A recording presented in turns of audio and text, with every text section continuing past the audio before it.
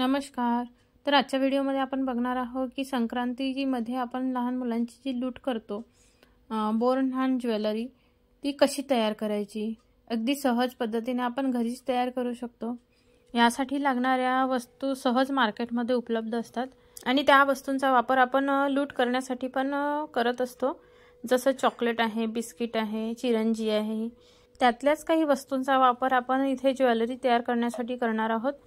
तर आपण अशा प्रकारे सुंदर अशी डिझाइन कशी द्यायची आणि काय काय वापरायचं तर बघा आजचा पूर्ण व्हिडिओ। आणि माझा हा व्हिडिओ आवडल्यास लाईक नक्की करा आणि माझ्या चॅनलवर पहिल्यांदा आला असाल तर सबस्क्राइब करायला विसरू नका, कारण बऱ्याच अशा वस्तू आहेत ज्या आपण घरी तयार करू शकतो। त्याचे मी बरेच व्हिडिओ शेअर केलेले आहेत। मी हलवा ज्वेलरी शेअर केली होती, त्यामध्ये मला कमेंट पण आली होती की छोट्या मुलांच्या ज्वेलरीचे व्हिडिओ शेअर करा, तर त्यासाठी मी हा व्हिडिओ बनवलेला आहे। तर असे व्हिडिओ बघण्यासाठी माझ्या चॅनलला सबस्क्राइब नक्की करा। तर चला आजच्या व्हिडिओला सुरुवात करूया। तर मी घेतलेला आहे इथे ग्लिटर पेपर आहे, परत आहे फेविकॉल, त्यानंतर घेतलेले आहे चिरंजीचे दाणे, त्यानंतर बारीक हलवा रंगीत, आणि हे धागा आहे बांधायसाठी, ज्वेलरीचा धागा आहे। त्यानंतर मँगो व्हाईट चॉकलेट घेतलेले आहेत। त्यानंतर मी काजू बिस्किट घेतलेले आहे। तर अशा प्रकारे मी सामान घेतलेलं आहे। याऐवजी तुम्ही काही पण वापरू शकता, तुम्हाला जे योग्य असेल ते वापरायचं। त्यानंतर मी ग्लिटर पेपरवर सुंदर अशी डिझाइन तयार करून घेणार आहे। तुम्हाला जी डिझाइन तयार करायची आहे ती पहिले पेन्सिलनी किंवा पेननी जे योग्य वाटते तुम्हाला त्यांनी तयार करून घ्यायची। सुंदर अशी डिझाइन तयार करून झाली की नंतर त्याला कैचीनी छान कट करून घ्यायची। या ग्लिटर पेपरमध्ये मी पहिले पण एक ज्वेलरी बनवली आहे, त्यामुळे हा कट पेपर आहे, नाहीतर पूर्ण पेपर लागत नाही, ग्लिटर पेपर अगदी थोडा लागतो। तर मी एका बाजूनी सुंदर अशी डिझाइन तयार करून घेतलेली आहे आणि त्याला कैचीनी कट करून घेत आहे। अशा प्रकारे कटिंग करून घ्यायची त्याची। त्यानंतर त्याच पेपरमध्ये मी बाजूबंद आणि मनगटे पण तयार करून घेणार आहे। बाजूबंद आणि मनगट्यासाठी अगदी थोडासा पेपर लागतो, त्यामुळे पहिले मुकुट तयार करून घ्यायचं, त्यानंतर बाजूबंदाची डिझाइन तयार करणार आहे। बाजूबंद आणि त्यानंतर मनगटे ते अगदी छोट्या छोट्या तुकड्यांमध्ये पण तयार करता येते, त्यामुळे मुकुटला थोडं जास्त पेपर लागतो। तर मुकुट पहिले तयार करून घ्यायचा आणि मग उरलेल्या पेपरमध्ये आपण छान असे बाजूबंद आणि मनगटे तयार करू शकतो। ही आहे मनगटांची डिझाइन, अगदी सिंपल डिझाइन तयार करणार आहे मी। अशा प्रकारे डिझाइन तयार करून त्याला कट करून घेणार आहे। अशा प्रकारे आपले मनगटे, बाजूबंद आणि मुकुट यांची डिझाइन तयार झालेली आहे।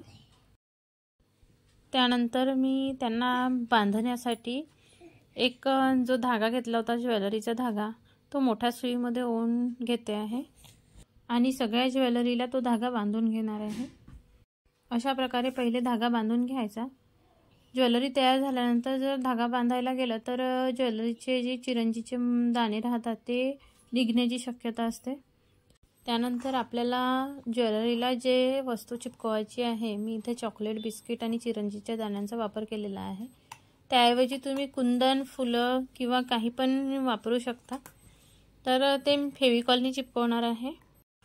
मागच्या वेळेस मी ज्वेलरीचा जो व्हिडिओ शेअर केला होता त्यामध्ये मला कमेंट आली होती की इथे फेविकॉल ऐवजी पाक वापरला तर जमणार नाही का।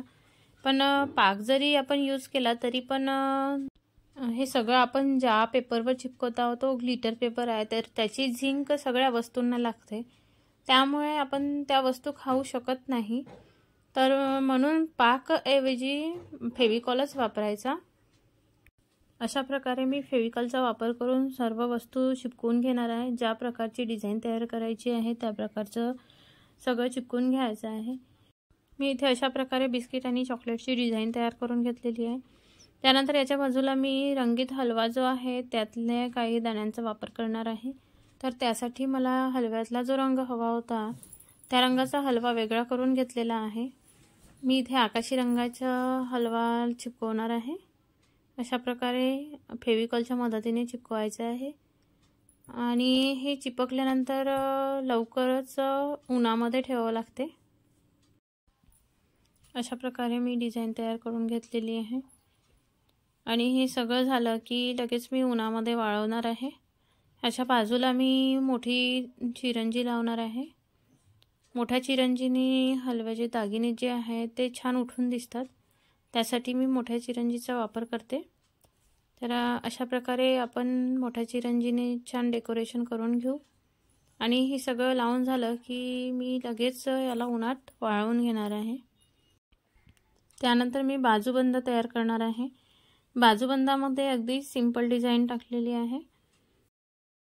मध्ये मी बिस्किट चिपकवणार आहे। त्यानंतर वरच्या बाजूला रंगीत हलवा आणि खालच्या बाजूला चिरंजी अशा प्रकारे चिपकवून घ्यायचं। सगळं फेविकॉलने चिपकवणार आहे। अशा प्रकारचे बरेच व्हिडिओ मी शेअर केलेले आहे, तर ते बघण्यासाठी माझ्या चॅनलला सबस्क्राईब नक्की करा। त्यामुळे तुम्हाला घरीच वेगवेगळ्या वस्तू कशा तयार करायच्या याची आयडिया येत जाईल। अशा प्रकारे बाजूबंदाची डिझाईन तयार झालेली आहे। त्यानंतर आहे मनगटे। मनगटे असे पण करता येईल, नाहीतर मी परत यानंतर सांगणार आहे ते पण डिझाईन छान दिसेल, कारण मनगटे हाताला अगदी छोटेसे बांधायचे असते, त्यामुळे मी मनगट्यांना अगदी सिंपल डिझाईन दिलेली आहे। अशा प्रकारे सर्व ज्वेलरी तयार झाल्यानंतर ते उन्हात ठेवून दिलेली आहे। त्यानंतर बघूया आपण की गळ्यात घालायचा जो हार असतो तो कसा करायचा। त्यानंतर मी गळ्यात घालायचा हार तयार करणार आहे। त्यासाठी मी जाड सूत घेतलेला आहे। सूत सुईमध्ये ओवून घ्यायचं आणि मी हा हार चॉकलेट आणि बिस्किटच्या मदतीने करणार आहे। त्यामध्ये मी चिरंजी घालणार नाही आहे, फक्त बिस्किट आणि चॉकलेटच ओवणार आहे। बिस्किट ओवताना थोडे हलक्या हाताने ओवायचे, कारण ते तुटण्याची शक्यता असते। चॉकलेट ऐवजी आपण दुसरे कुठले पण चॉकलेट घेऊ शकतो, वेगवेगळ्या प्रकारचे चॉकलेट घेऊ शकतो, किंवा यामध्ये लाह्यांचा पण वापर करू शकतो। अशा प्रकारे चॉकलेट आणि बिस्किटचा सुंदरसा हार तयार झालेला आहे। त्यानंतर चिरंजीचा हार कसा करायचा हे बघूया।